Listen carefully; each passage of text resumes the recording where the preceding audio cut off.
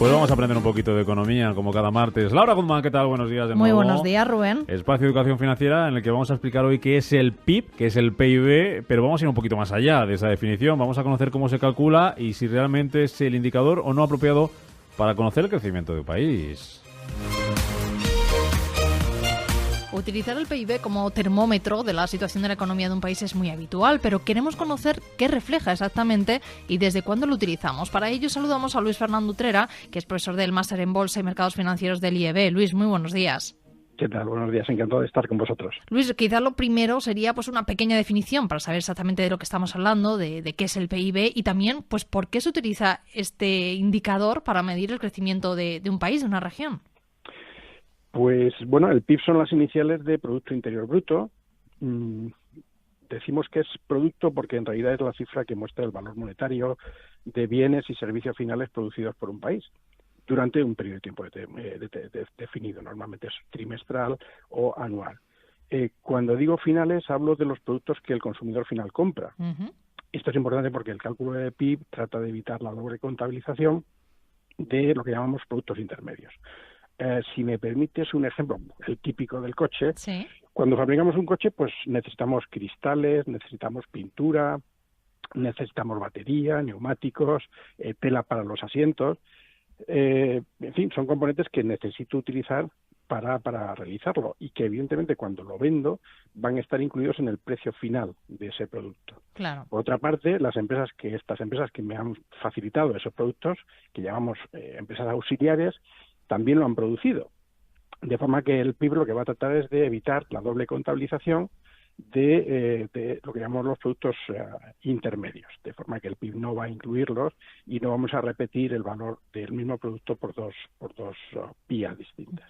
Uh-huh. Por otra parte, decimos que es interior, Producto Interior Bruto, porque incluye pues todo lo producido por las empresas, sean del país que sean, que están situadas en territorio nacional.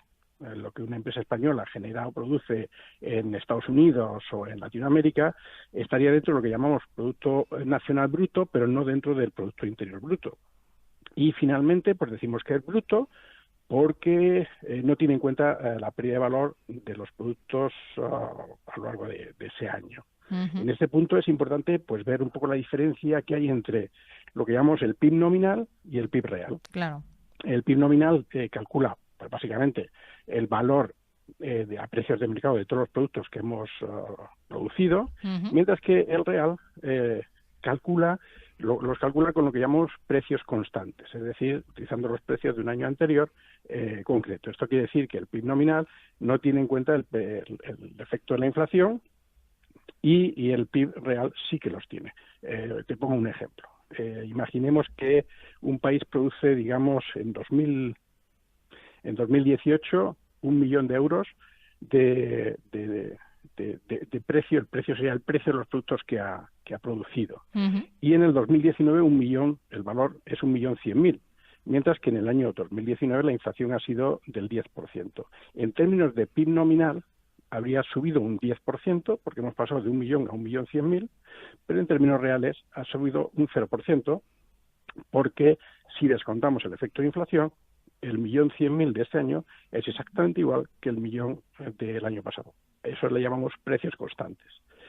Nosotros realmente lo que damos importancia siempre es al PIB real, no al nominal. La diferencia entre el PIB real y el nominal es lo que llamamos el deflactor del PIB. Es algo bastante parecido al IPC, sí. Pero en lugar de analizar el precio o el comportamiento en precio de una cesta de productos, lo que analiza es el valor o la inflación del conjunto de la economía. Es decir, es un medidor muchísimo más amplio que el IPC. Uh-huh. En otras palabras, pues el crecimiento del PIB debería estar afectado por el incremento de la producción y no por el simple incremento de los precios. Normalmente, los datos del PIB se miden y se publican trimestralmente, algún mes después de que haya vencido el trimestre medido, y por esto también decimos que es un indicador que llamamos atrasado, porque nos habla de cómo está la economía, pero hace unos meses. Esas mismas tasas que va a publicar se nos pueden ofrecer de distintas formas. Esto es una pequeña complicación, pero es lo que hay. Se nos puede ofrecer como tasa anual. Uh-huh. Lo que nos está diciendo es, bueno, en 2017, o mejor dicho, en 2018, hemos crecido tanto comparado con el 2017. se puede ofrecer como una tasa trimestral o intertrimestral, en cuyo caso lo que nos mostraría sería cuánto ha variado este trimestre respecto del trimestre anterior. Se puede ofrecer como tasa trimestral interanual, que compara este trimestre del año 2018 con el mismo trimestre, pero del 2017. Y finalmente, pues como tasa trimestral anualizada, que es lo que llamamos un poco wishful thinking, y es si este crecimiento de este trimestre se produjese durante 4 trimestres, es decir, un ciclo de un año, creceríamos X. Realmente las mediciones más seguidas son tanto la tasa trimestral como la tasa anual. Bueno, una vez que hemos visto un poco esa definición, ¿no? el por qué se utiliza, la pregunta es si es acertado o no para medir ese termómetro de la economía de un país. Bueno, pues como en muchos casos, pues no sé si es lo que más se acerca a lo correcto. Realmente el PIB es el medidor del comportamiento de la economía pues más completo de que disponemos, aunque es una obviedad que tiene carencias difíciles de evitar, por otro lado. Por ejemplo, no tiene en cuenta la economía sumergida, es una obviedad.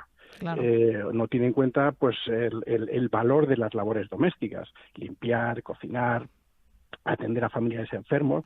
Y fíjate, en países en vías de desarrollo es mucho más relevante porque es muy frecuente los pequeños cultivos familiares para que la familia se alimente y los excedentes entran en un circuito de un poco de economía de trueque. Esto evidentemente no lo va a medir. Y por último, pues aunque es menor, pero tampoco tiene en cuenta el efecto del voluntariado. Además, puede llevarnos a alguna confusión, por ejemplo, como indicador o generador de riqueza nacional. No olvidemos que de él deducimos la renta per cápita, pero no individual, es decir, aunque digamos que sospechamos que influye en la realidad, es que no nos muestra la calidad y el bienestar de los ciudadanos de un país. El PIB tiene, sobre todo, un enfoque claramente cuantitativo. Nos indica la cantidad, pero no la calidad del crecimiento en términos, digamos, de bienestar. Por eso, pues el PIB no refleja el poder adquisitivo de los individuos, aunque el PIB per cápita, bueno, pues seguimos utilizándolo como un proxy de la riqueza de los individuos. Luis, ya para terminar, ¿qué importancia entonces tiene el PIB para el mercado?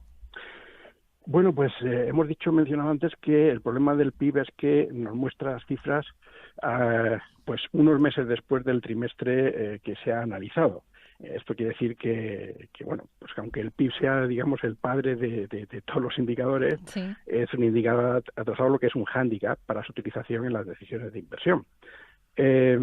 Precisamente por esto, pues desde hace décadas se han desarrollado indicadores que tratan de adelantar el comportamiento del PIB, pues como el ISM en Estados Unidos o toda la familia de PMI en Estados Unidos y el PMI Market pues prácticamente en el resto del mundo desarrollado. Estos indicadores lo que han demostrado es una altísima correlación y directa correlación con el comportamiento futuro del PIB. ¿Qué ventaja tiene? Pues la ventaja que tienen obviamente es que se publican mensualmente y no a trimestre vencido del trimestre analizado. Claro. También hay que considerar que en los países OCDE, y esto es muy importante, en torno al 70% del PIB es consumo. Por lo tanto, todos los indicadores que tienen que ver con el consumo, pues desde ventas al por menor a confianza de los consumidores o incluso empleo, por el impacto que los salarios tienen sobre el consumo, son realmente muy, muy seguidos por los inversores porque también anticipan en buena medida el comportamiento del PIB. Todo esto explica que a veces cuando la gente que no es, digamos, no vive en el mercado, pues cuando se publican las cifras del PIB, sean buenas o malas, pues el mercado se queda quieto, tranquilo. ¿Por qué? Pues sencillamente porque el mercado ya ha descontado, ya ha anticipado ese dato, ¿no? Claro. Ese dato. Luis Fernando Utrera, profesor de Máster en Bolsa y Mercados Financieros del IEB, pues hemos querido un poquito no solo dar esa definición, sino ir más allá, ¿no?, de lo que significa el PIB. Ha sido un placer, como siempre, Luis, muchas gracias. Muchas gracias, hasta pronto.